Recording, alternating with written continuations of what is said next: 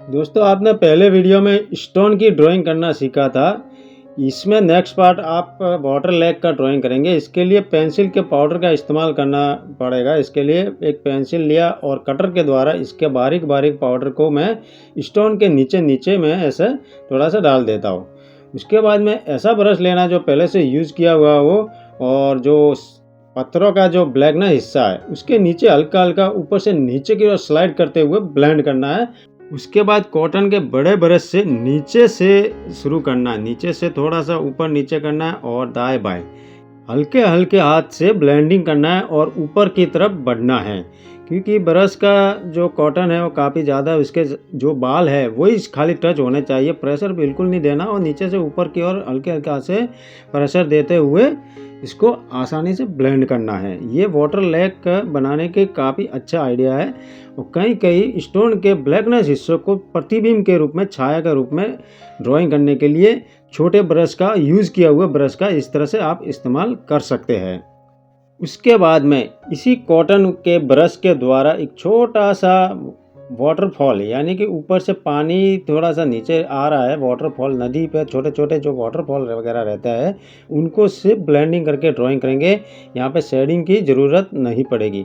थोड़ा सा ब्लेंडिंग करने के बाद में एक इरेजर लेते हैं और इरेजर का जो धारदार हिस्सा है उससे ऊपर से नीचे पानी गिरते हुए ऐसा दर्शाने के लिए थोड़ा थोड़ा साफ करेंगे और नीचे जहाँ पानी वगैरह गिरता है तो उसकी झाग या उड़ते हुए पानी को ड्राइंग करने के लिए इस इरेजर से थोड़ा सा साफ करते हुए इस छोटे से वाटरफॉल की ड्राइंग करेंगे। ये काफ़ी इजी है, देखकर भी सीखा जा सकता है।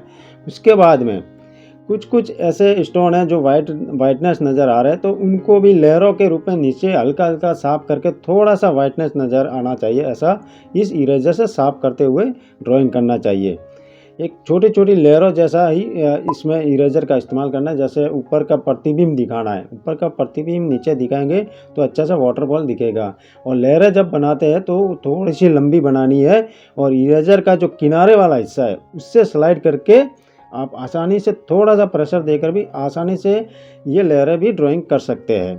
पानी के ऊपर लेयरें ड्राइंग करने के लिए इरेजर के किनारे वाले हिस्से को दाएं बाएं ही रगड़ना, इससे आसानी से बन जाता है। तो आपने देखा पहले मैंने पिछले वीडियो में स्टोन बनाया था और यहाँ पर एक छोटा सा वाटर लेक या नदी का रूप दिया है, छोटा सा झरना भी बनाया है।